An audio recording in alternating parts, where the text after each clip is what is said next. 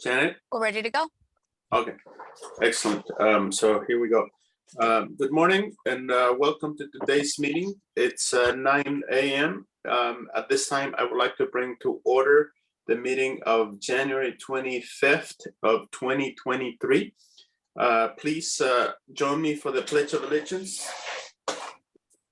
I pledge allegiance to the flag of the United States of America and to the republic for which it stands, one nation under God, indivisible, liberty and justice for all.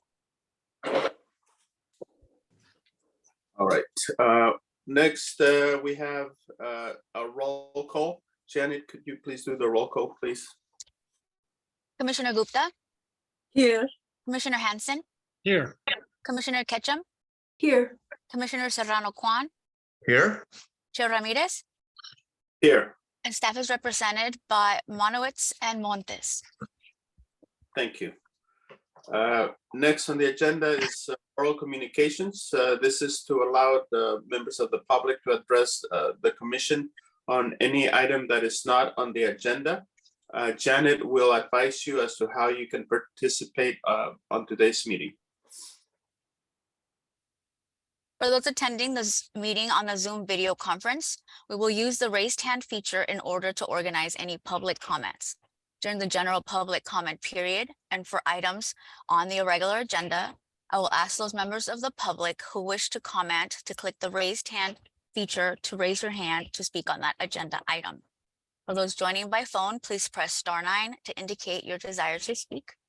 Please note that members of the public must await for my prompt in connection with each agenda item before using the raised hand function.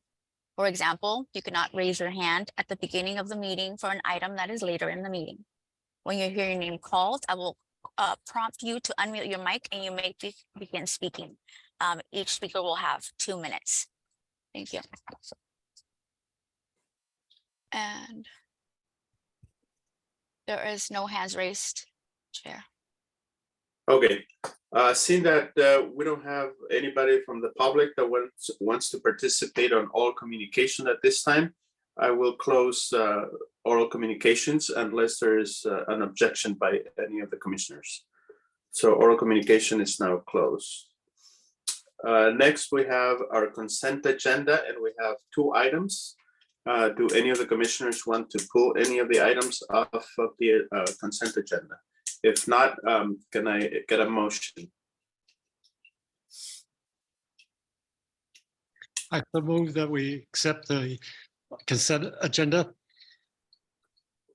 We have a motion. Is there a second? Second. We have a motion and a second. Janet, can you please do a roll call? Commissioner Gupta? I wasn't there. I'll abstain. Okay. Commissioner Hansen? Aye. Commissioner Ketchum? Aye. Commissioner Serrano Kwan? Aye. Chair Ramirez?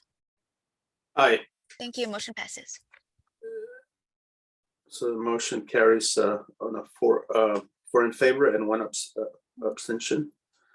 And so next we have our regular agenda. Janet, item number 3, can you read it for the record? We have item number 3 on the regular agenda, owner applicant, County of San Mateo, file number PLN 2020-00014.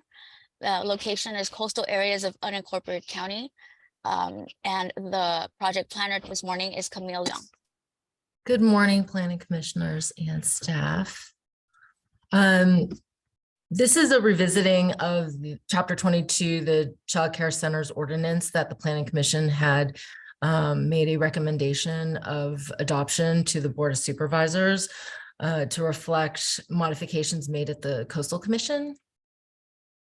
And just so this would be changes only effective in the coastal zone, not on the bay side, as the original ordinance covered the full unincorporated county. And also it would not apply in the city limits of any cities within our county. So on May 10th, 2021, the Planning Commission reviewed the previous unmodified version of the ordinance, recommended approval by the Board of Supervisors. Then the Board of Supervisors adopted the childcare ordinance on May 4th, 2021. In order to be effective in the coastal zone, staff had to send it to the Coastal Commission for certification. The draft ordinance was considered on October 14th, 2022, and conditionally certified with two modifications from the Coastal Commission.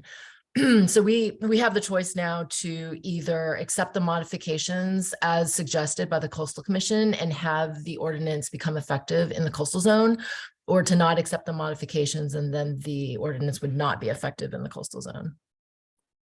Just as a reminder, the ordinance that was adopted made clear the state requirement that small and large family daycare homes would not require a permit within the county, consistent with state regulation. And it also established a ministerial permit process for certain childcare centers meeting criteria, environmental criteria, such as located within existing buildings, and allowing for to be combined with uses that are compatible to childcare centers, such as commercial uses, and also minor additions to such buildings to allow for a childcare center. And then for projects that would not meet the environmental criteria, those childcare center types would still require a use permit, and in the coastal zone, a CDP. So just to refresh your memory on the portions of the ordinance that, as adopted, so prior to the suggested modifications, this section, Table 2, Section 1, would not change. It would still allow a childcare center in an existing building of institutional or commercial use and within those zoning districts, or in an existing institutional building or public facility, including some amount of expansion. So this meeting these 6 criteria, and this section of this table would not change. Number 2 of that table does allow for conversion of a single family residence on a parcel greater than or equal to 10,000 square feet in a residential zoning district to a childcare center. So that would be like a removal of the residential use and a replacement with a childcare center facility. We tried to argue that to the Coastal Commission that this was not an intensification of use, as large family daycares would allow for a similar number of children along with a residential use under that large family daycare definition. However, the Coastal Commission disagreed that this was not an intensification of use based on the removal of a principally permitted use, which is the residential use, and replacement with a non-principally permitted use. So they basically determined that use would still require a CDP and a use permit. And then number 3 would not change in Table 2, which is that a new child care center building or replacement or reconstruction of an existing building would require a full CDP and a use permit. So the first modification would update Table 2 to clearly state that a conversion of a single family residence to a childcare center does constitute an intensification of use requiring coastal development permit. So instead of the Table 2 with the criteria that you just saw, it would just simply state conversion of single family residence in a residential zoning district to a childcare center would require a use permit and a CDP.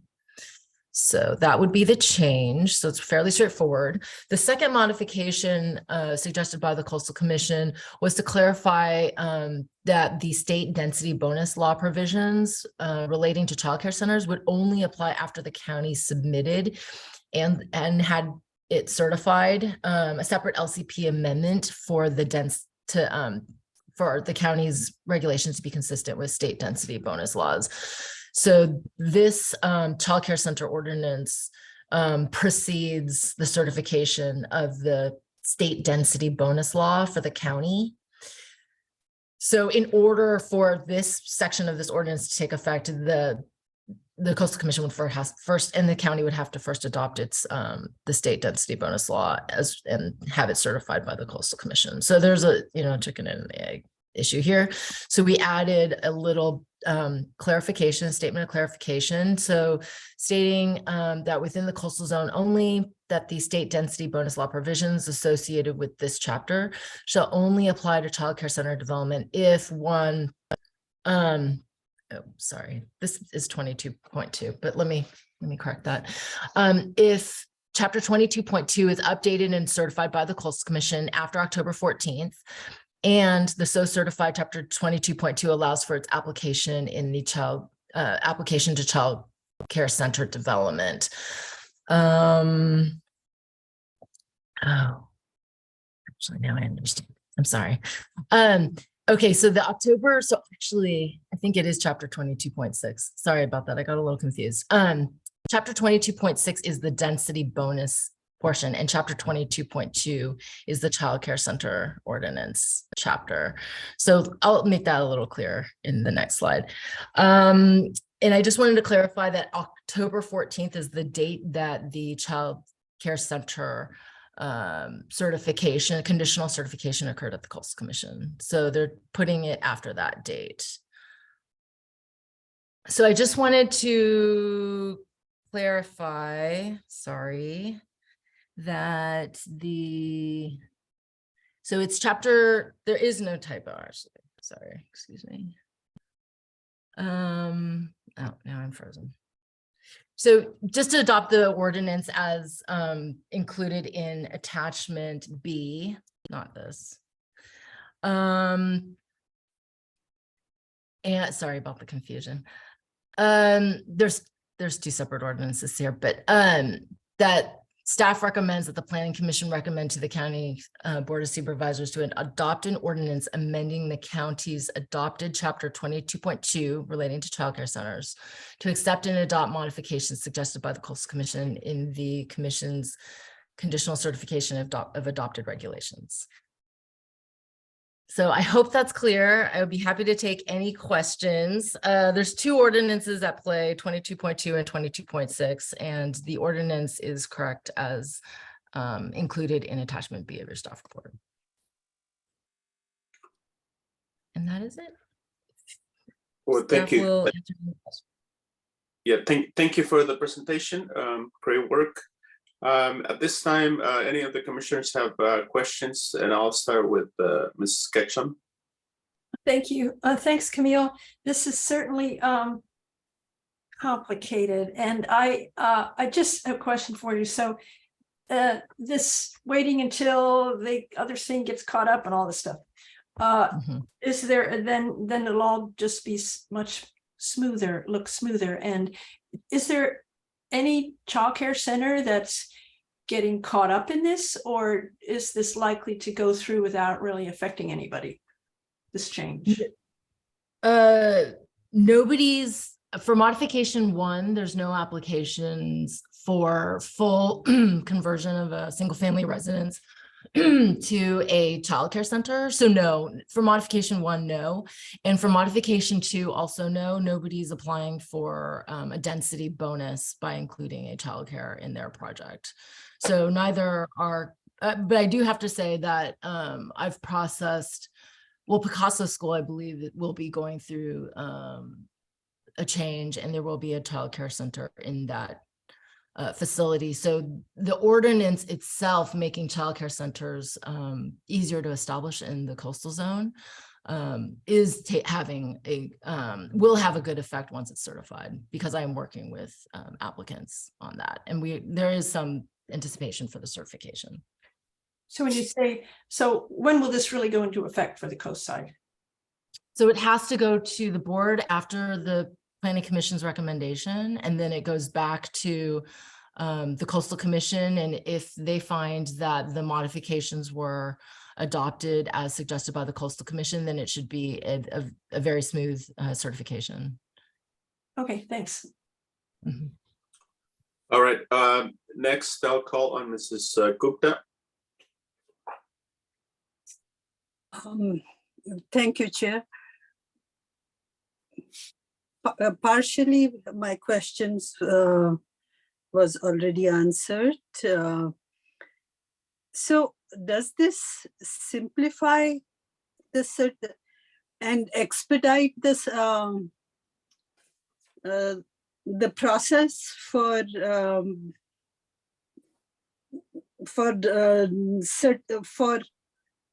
going through what am I trying to say? Does this expedite for anybody trying to open a childcare center on the coast Yes, it side? would. Yes, it would. If they are able to meet, so the first part of table 1 will still be a large help to childcare centers in the coastal zone. At this time, a use permit would be required to establish any childcare center.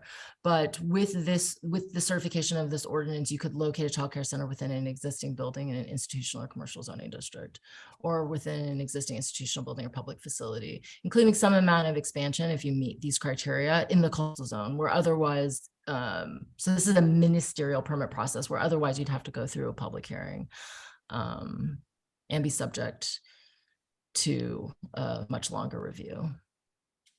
I think that's, excuse me, exactly right, Camille. That's true for the ordinance as a whole.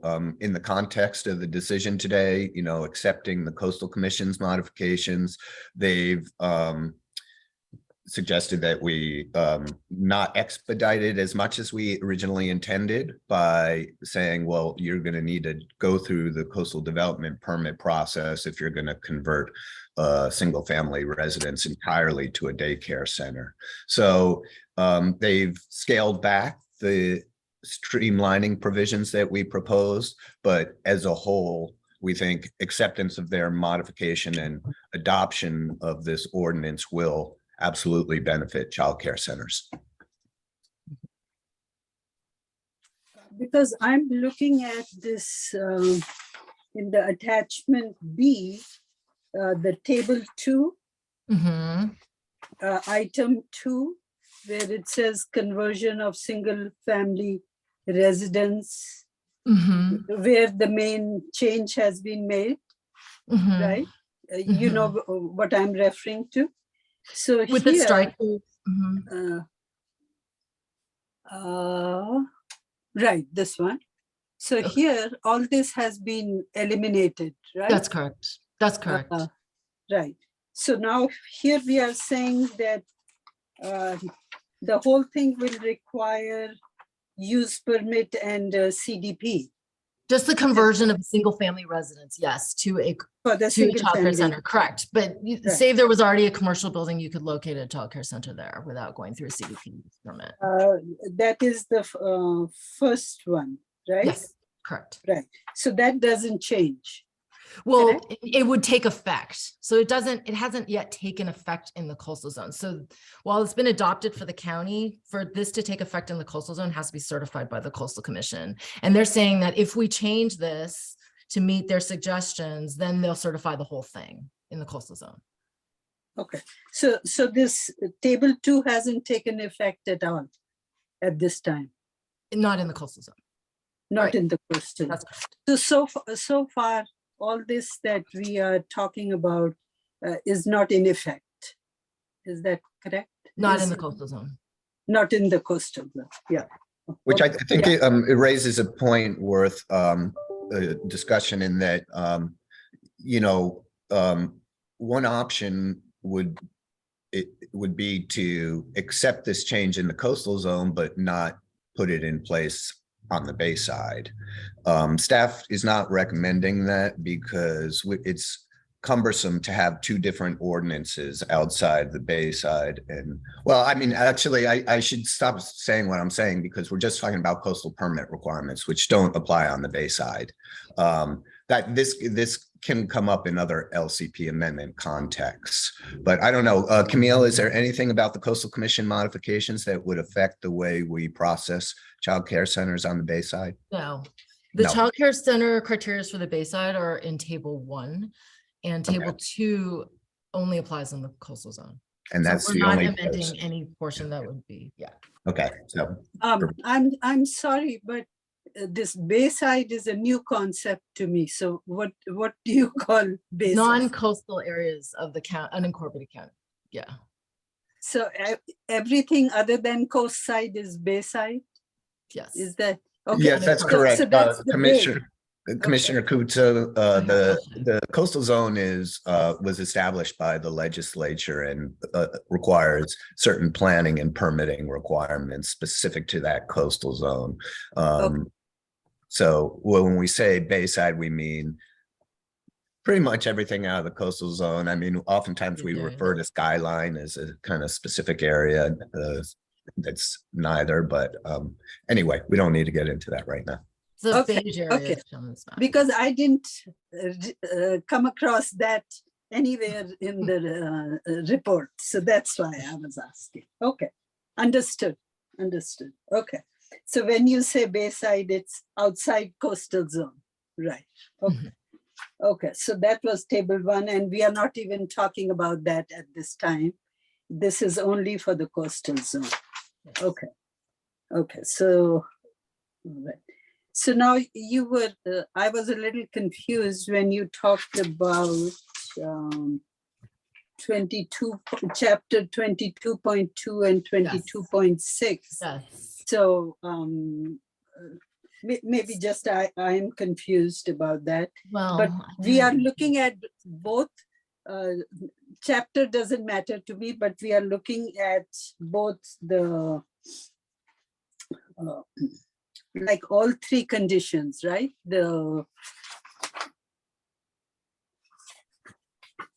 Just bear with me. Okay, this is clear right here. So the state density bonus law has not been adopted yet by the county.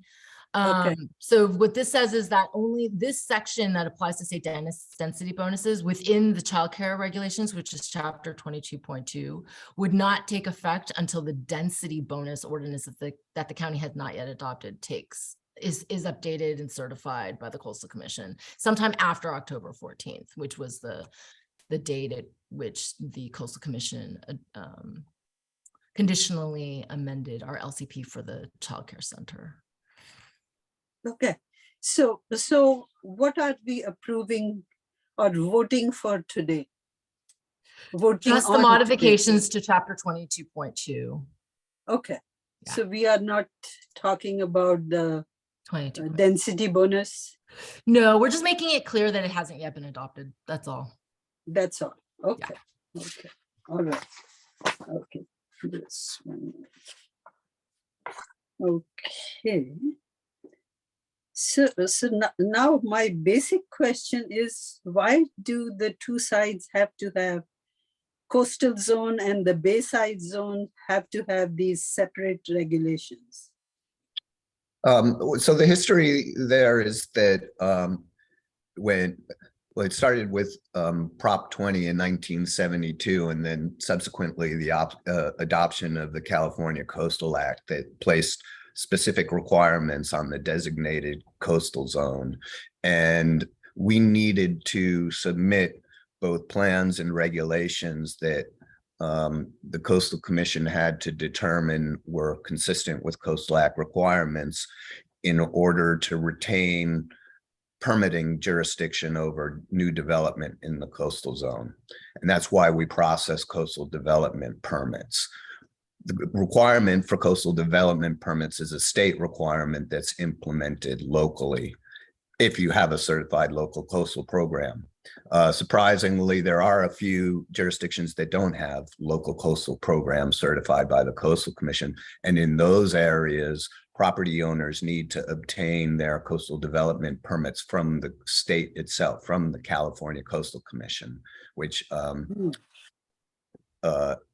side note, interesting fact is that San Mateo County was the first county in the state to obtain certification of our local coastal program.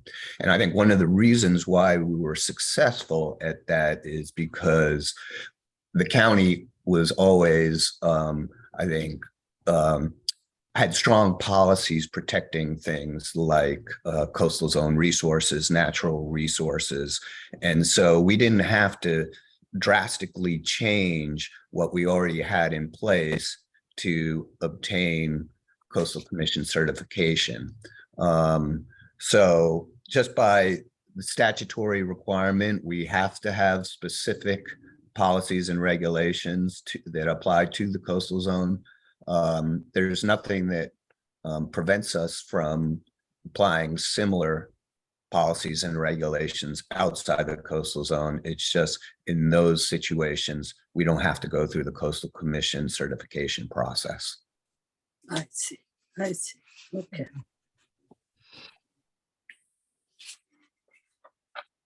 Okay.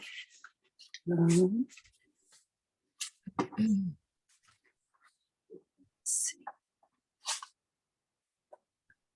Okay, so that, I think that somewhat explains things to me. Thank you. Thank you, Steve, and thank you, Camille. No more questions. Thank you, Ms. Gupta. Commissioner Hanson. No questions. All right, so, Commissioner Serrano Kwan. Thank you for the clarification. No questions. Okay. I think I have a question, but it may be a little bit off topic. Once, are you aware of any childcare facilities that now are operating basically without any permits that will have to be brought under a new ordinance, I guess? Because I guess it's kind of like the what do you call it, the HDU. I guess we may have some things operating out there without the right provisions.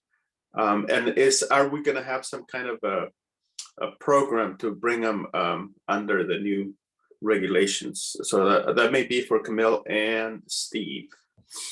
The adopted ordinance includes an amnesty clause for childcare centers operating without a county permit, ministerial use permit or otherwise.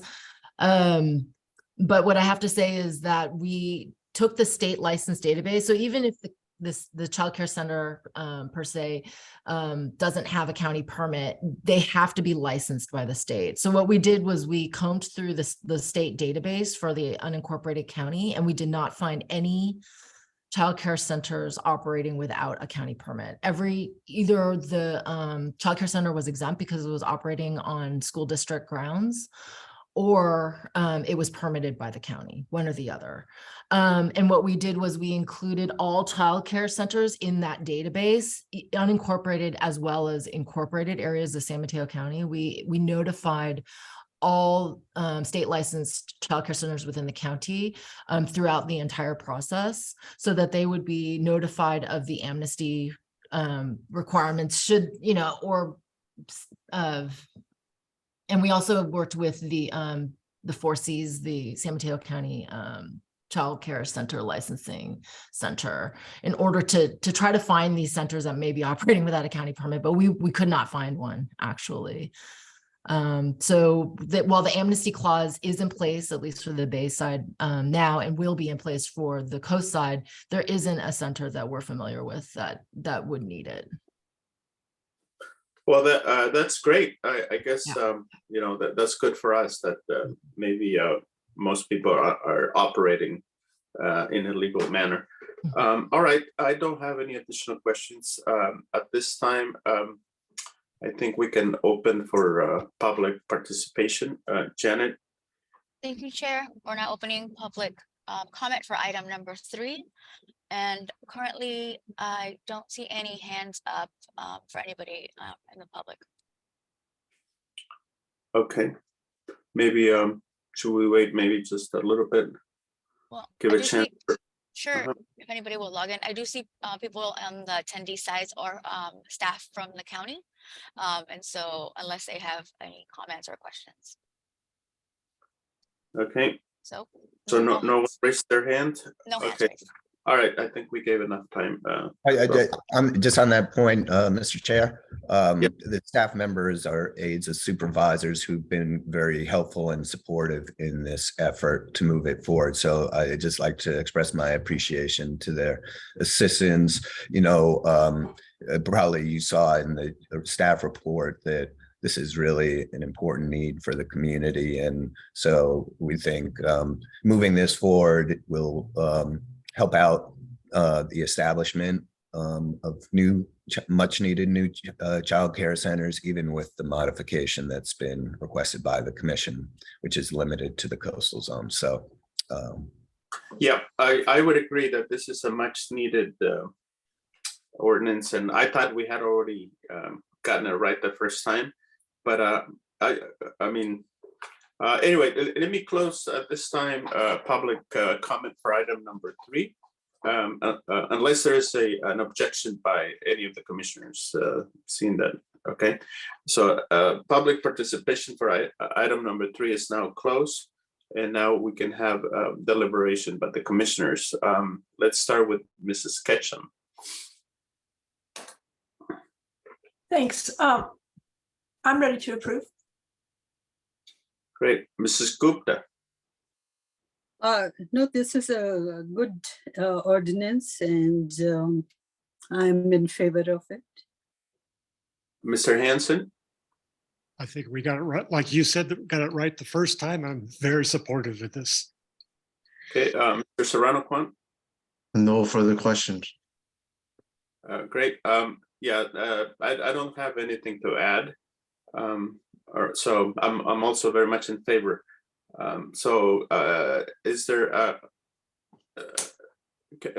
motion at this time? I'll make the motion. I move we recommend that the San Mateo County Board of Supervisors adopt an ordinance amending chapter 22.2 Child Care Centers of the zoning regulations applicable to the county's coastal zone to accept and adopt modifications suggested by the California Coastal Commission in the commission's conditional certification of the regulations adopted by the Board of Supervisors on May 4, 2021. I will second that motion. Okay, we have a motion and a second. Janet, do a roll call, please. Commissioner Gupta, Aye. Commissioner Handsome, Aye. Commissioner Ketchum, Aye. Commissioner Serrano Kwan, Aye. Chair Ramirez. Aye. Thank you. Motion passes. All right, motion carries Thank unanimously. you. And okay, so great. Next, we can move to our item number 4, which is a very important item here. It's the Planning Commission election for chair and vice chair for 2023. So anybody wants to? I would like to nominate Commissioner Gupta as chair. I will second that. So I guess we take a vote. Janet, can we do a roll call on that? Sure. Commissioner Hanson, Aye. Commissioner Ketchum, Aye. Commissioner Serrano Kwan, Aye. Commissioner Gupta, Aye. Chair Ramirez. Aye. Thank you. We have a new chair. Yeah, and so we should also get our vice chair, right? So I'll nominate Mrs. Ketchum as the vice chair. I'll second that. All right, let's do a vote. Janet. Commissioner Gupta, Aye. Commissioner Hanson, Aye. Commissioner Ketchum, Aye. Commissioner Serrano Kwan, Aye. Chair Ramirez. Aye. All right, so we have our chair and vice chair, so we're set for the rest of the year. And I just want to say, thank you guys for being supportive and helping along. All right, so we can move on to our item I number would like 5. to thank our outgoing chair. Excellent job. We have item number 5 is correspondence and other matters. I do not have any correspondence to report today.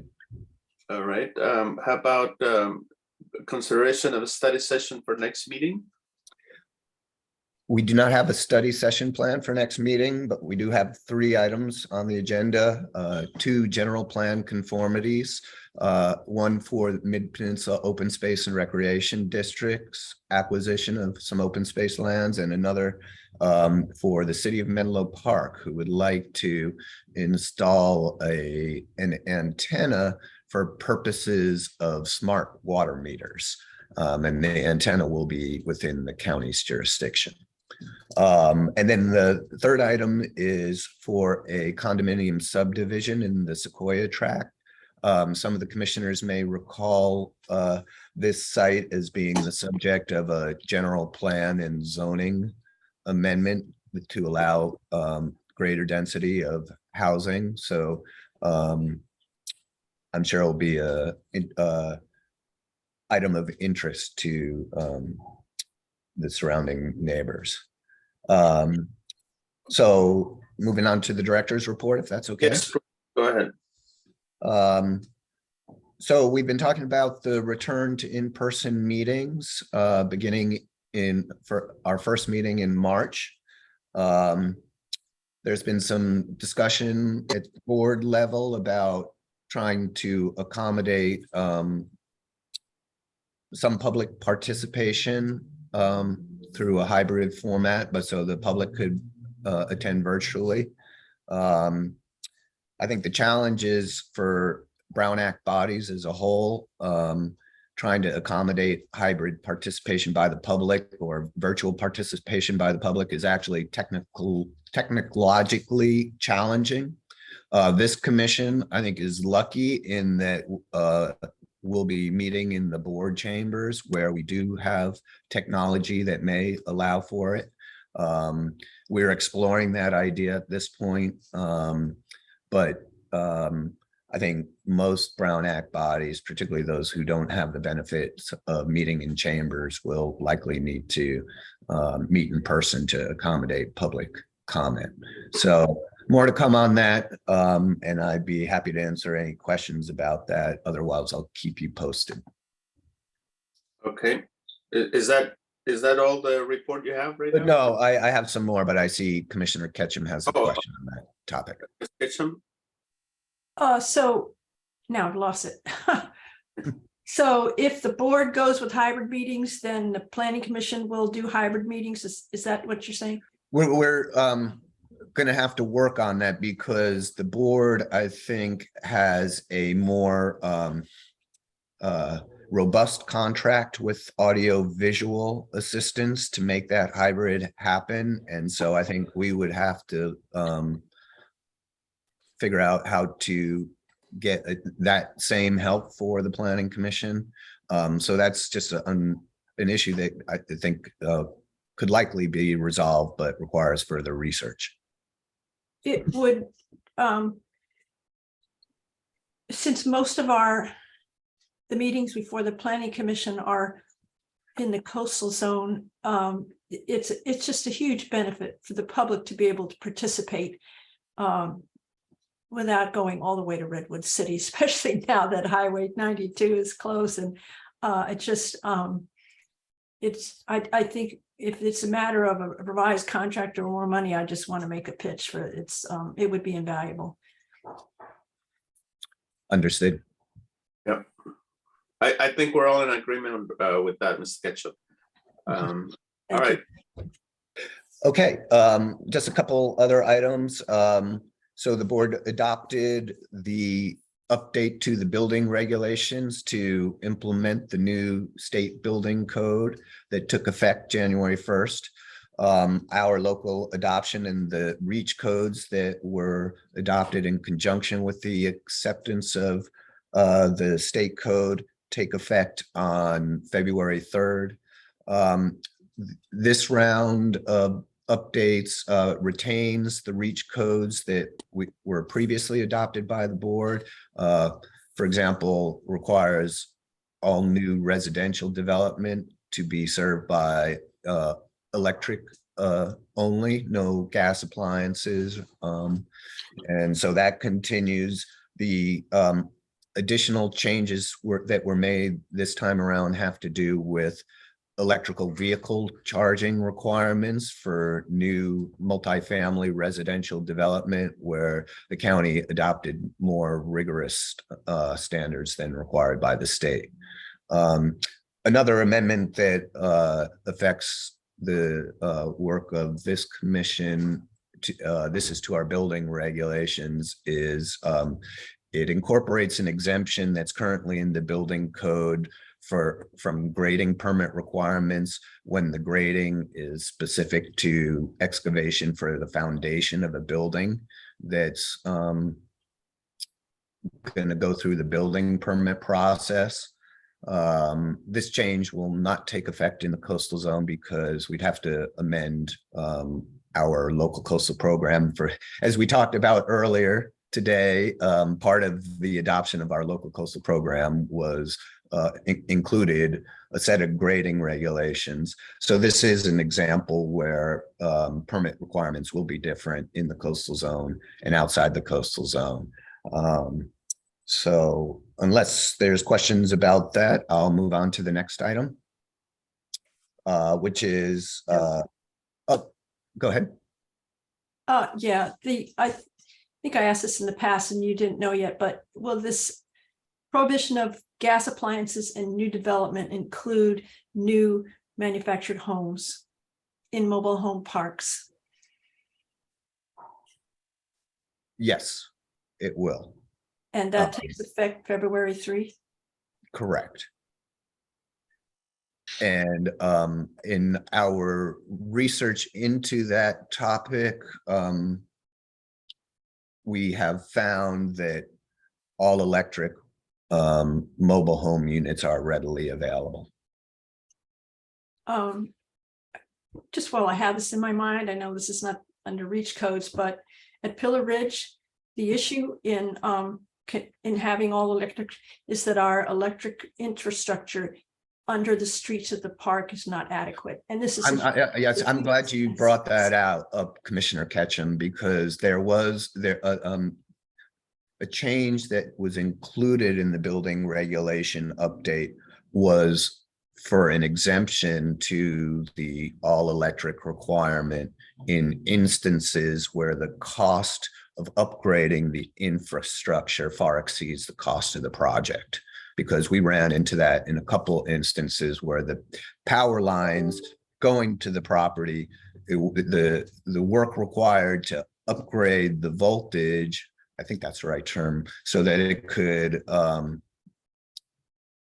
serve an all electric unit was, just exorbitant in comparison to the cost of the project. So we built in an exemption for that. Thank you. You're very welcome. The last issue I wanted to bring to your attention is, as we've done in years past, we like to bring forward our long-range work program to the commission. And I think I've previously introduced our new planning manager, Bharat Singh, and I think he's done a great job of hitting the ground running and understanding building his understanding of what the work plan entails and working with the various staff members to make sure we get all the timelines and priorities correctly. And so we're just about ready to bring it to you, but he's got some exciting personal things happening in his life. He's in the process of adopting 2 children, brother and sister, and he'll be traveling overseas to complete that process. And so the timing's been a little up in the air, but he's gotten that worked out. And so he'll be leaving us for a month in the beginning of February. So we're gonna hold off on bringing that to you till the end of March, but I look forward to discussion with you about that at the end of March. Great. And that concludes my report, and I'd be happy to answer any questions. All right, commissioners updates or questions at this time? Yes, Ms. I Cook? had a, Go ahead, yeah. Ms. Gupta. So going back to in-person meetings, till this is resolved, whether a public can participate remotely, is there a possibility that we may delay our in-person meetings? Is that a possibility? No, the in-person meetings are dictated by the Brown Act, which I guess there's been new amendments to the Brown Act that, Tim, do you want to highlight this so I don't fumble it? Sure. The authority that we have been operating under since the fall of 2021 is going to essentially expire because the state of emergency declared by the governor is going to expire. So essentially, from a legal perspective, it'll be back to the way the Brown Act was before. There is a new provision that's been added that allows for occasional participation by individual members of Brown Act bodies, but you have to meet certain requirements for there being just cause or emergency, emergency circumstances.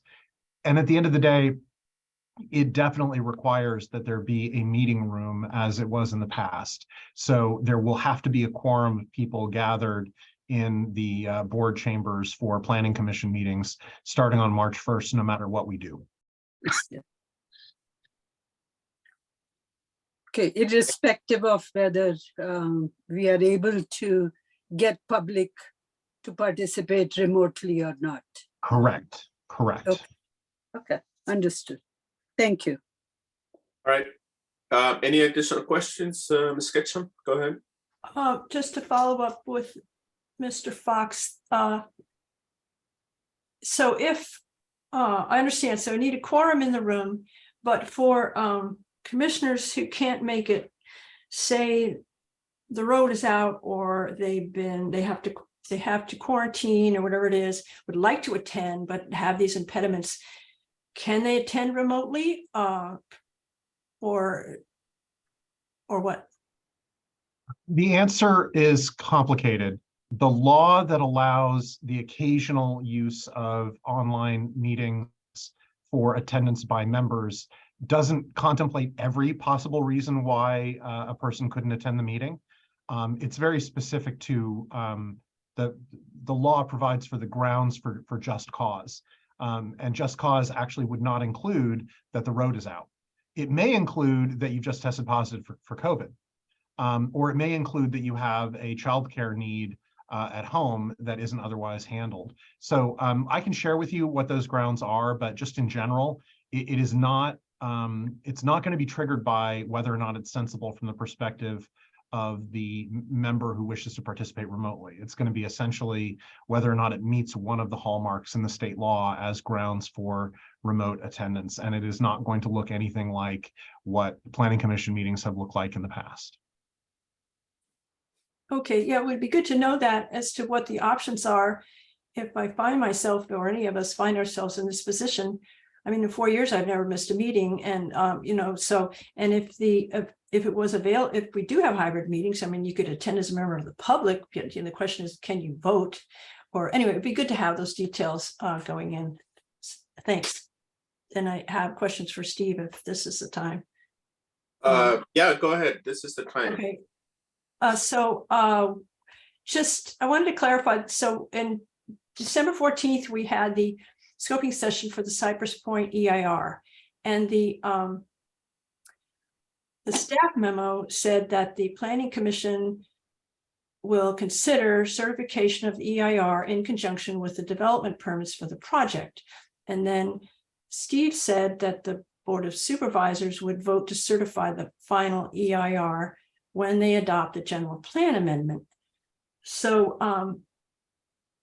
if that is the case, could we have the staff report revised and published? This comes up, the public is very interested in this project, what the process will be, And you know, I too would like to know for sure what the sequence will be, whether indeed the EIR and the general plan amendment will go to the board, and then the CDP will come to the planning commission.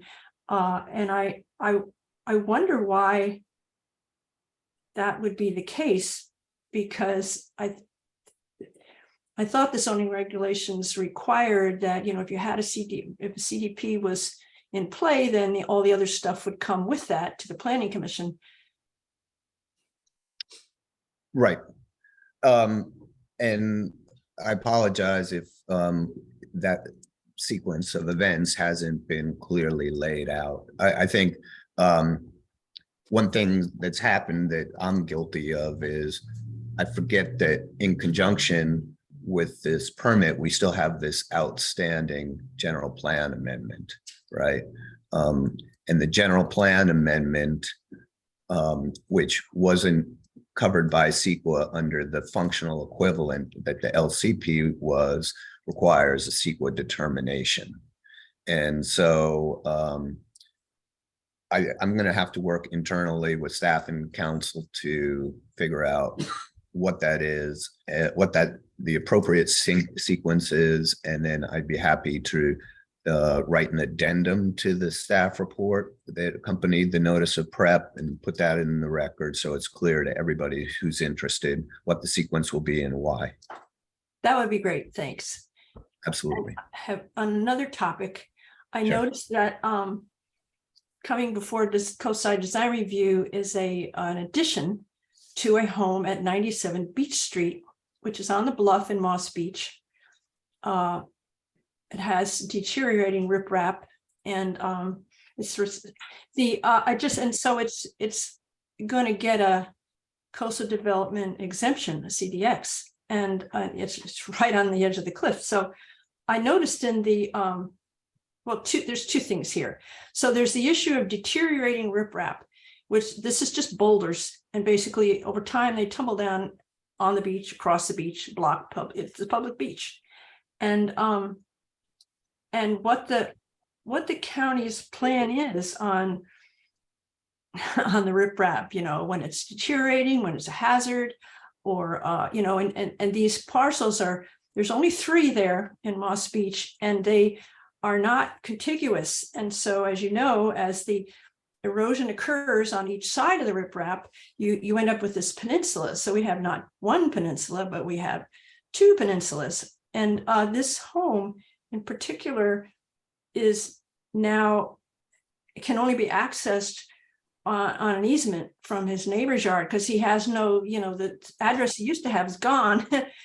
So, and then you see in the square footage of the parcel, there's room to move this house away from the edge of the cliff. But instead of that, they're enlarging it. So sorry for the long lead in, but no, I totally understand your concerns. And what's surprising to me is that it's been identified as being eligible for an exemption, because in order to be exempt, I think you need to be outside of certain areas, including a certain distance from the cliff. So I'll have to double check whether or not this does qualify for a coastal permit exemption. If it truly does qualify for an exemption, that does pose a challenge to staff about how to deal with this project in particular. That doesn't mean we can't address the larger concern about, well, what about these riprap structures that are deteriorating? I mean, I think there's an ongoing responsibility of the property owner who installed that device to either clean up what falls or to maintain it. And so that's something that, you know, we can look into as kind of a code compliance matter. But if it's all right with you, Commissioner Ketchum, I'll get back to you on whether or not this project really does qualify for a coastal permit exemption. thank you. Sure. I had so on the topic of armoring that's deteriorating, I mean, as in my time on the planning commission, we've had a number of new development come to us and had conditions attached prohibiting future armoring. But development that's already got permits for the armoring and it is deteriorating. These are questions, long-term questions. Well, what's the plan here? And so I think I shared with you a slide presentation I had done some years ago that I've been updating that just sort of, it's a lot of pictures showing just the situation, of the riprap or of the erosion and permits that are in place and the condition of it. And so it's sort of like here's the situation, where do we go from here? Just, is this something that that'd be appropriate for me to share like in a study session or something? Or, Sure. What I would recommend is that we tackle this. We'll start tackling it in conjunction with the safety element update that's being kicked off. I think that will provide a good jumping off point. I'd say safety element because one of the policies or programs that I think that might come out of that update is some sort of commitment to undertake a more comprehensive approach to this issue and to update our local coastal program as it relates to bluff setbacks and so forth. But I also, getting back to what I said earlier, I think for existing shoreline structures that are causing a problem now, so we do have the ability to pursue enforcement action in conjunction with other agencies who have jurisdiction over such matters. I mean, when the rocks fall below the mean high tide line, they're falling into state lands, and that's Coastal Commission jurisdiction who could assist with some enforcement action. If they fall onto state or county parks property, there's actions that can be taken to require the property owner to address that. So if you would be interested in perhaps presenting the slideshow to our code compliance team, maybe that's something that would help move the needle on this topic. Commissioner Ketchum, I'd be happy to organize a meeting for you to do that if you're interested. any suggestions that you think might help move the topic? And it might not even need to be a presentation. Like these slides are have the words are on the page. It's something that can be posted and people can look at it or sent to them or whatever. However, yeah. Okay. If you don't mind, resending the link to me, then I haven't done it yet, but I'm just updating them, and not from Okay. this current storm, but at least up to before this current storm. And okay. Yeah, and I would suggest maybe include Coastal Commission staff as well, because I think they could be a good partner in helping to address this problem. Thank you. And speaking of partners, I watched the video of the Harbor Commission meeting last week, and the manager said that, well, as you may know, back up, I had brought up, so One Shoreline was working on a long-term plan for the harbor area, basically from Pillar Point down to Miramar. And they had come up with a long-term plan, and they were going to present it last August, I think. And the last minute they did not, because the Harbor Commission found out about it and said, well, wait, we didn't know. And so, it's just tantalizing. Have yet to see this slide presentation. And so anyway, the Harbor District Director said that he'd been meeting with One Shoreline, and they have well, he summed up saying that the Harbor District is the lead agency for this project. He said that the U.S. Army Corps, well, this, came out in the study some years ago, they accepted responsibility, said the breakwater caused the erosion at the West Shoreline Trail within the harbor, on Princeton Beach, and south of the breakwater along Miramar. But they neglected to take up a project to deal with it. And so the Harbor District is saying that they are the lead agency, which is different than what was said years ago, where they said, Princeton's not ours, so this basically, my question is about Princeton. So is county staff aware that the Harbor District is moving forward now, going with some plan? And I don't know if it's One Shoreline, and he said that they are the lead agency. They are working with One Shoreline for funding opportunities. But I just sort of left with, so what's going to happen with Princeton, with Plan Princeton, with Princeton Shoreline? Is your staff being included in all this? So my staff has regular check-ins with the staff from One Shoreline. I do not know. What about the Harbor District? I have not had any conversations with the Harbor District, and I don't know about any plans they may have. I don't know if the staff that's working on Plan Princeton does, but I'll follow up with them to find out. I'm a bit surprised that the Harbor District would have a plan that would not include Princeton, because their jurisdiction includes all the tidal lands within the breakwater, which includes Princeton shoreline. So I do think there should be consistency between the organizations, and I'll see what we can do to make sure that's happening. The fact that we are in regular contact with One Shoreline gives me hope that, that they're helping us stay on the same page. But I mean, with regard to what's happening with Plan Princeton, I think I've mentioned, as the predictions for sea level rise get worse and worse, we've been having to adjust our approach to, our recommended shoreline management plan. And I think it's going to require that we come up with a new zoning district for the shoreline areas that are going to be vulnerable to inundation, to make sure that any development there is conscious of that fact and, provides appropriate mitigation. And that, I think, in some areas will likely be, it's got to be removed, because we won't be able to fight back the water.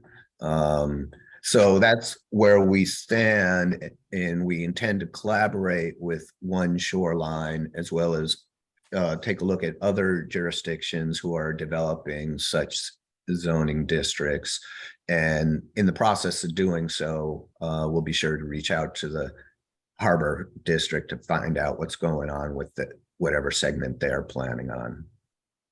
Yeah, just to clarify that when I said, it was back when Peter Grinnell was the general manager of the Harbor District, where they had a slide posted showing the beach at Princeton, saying, this is not our beach, not our problem. And this is, 20 years ago or something. Okay. And now, and I don't know what the Harbor District is planning other than using dredge material to put on the beaches. I don't know whether they're, but it's tantalizing to, know that these plans were out there, this long-term plan that the One Shoreline had, and then have it yanked away. You can't see that now. It's just I can't speak for them, but I can speak based on our experiences. As I said, the information's been evolving over time, and just when you think you've got something ready to share and you ground truth it to the latest data and predictions, it's not ready for prime time. And so that's why I think one of the challenges we've faced, and I hope that we'll be able to get over that hump in the next year. Okay, thank you. Sure. That's all I have. Sorry to go on so long. It's okay. No, thanks for bringing all those issues to the surface, because you're the one that is aware of all this stuff that happens over there. So then, we're here for that, right? To try to figure out how we move things along to make it better. Any other questions for commissioners? I see Mr. Hanson shaking his hand. No. All right. I don't have any more questions either. So if you don't mind, then I'm going to bring this meeting to adjourn. So this meeting is adjourned at this time. Thank you. We will see you. Thank you, Chair. Have a good day. Thanks, Thank you. everyone. Okay. Bye-bye. Thank you. Thank you, Chair Gupta. Okay, bye-bye. Bye.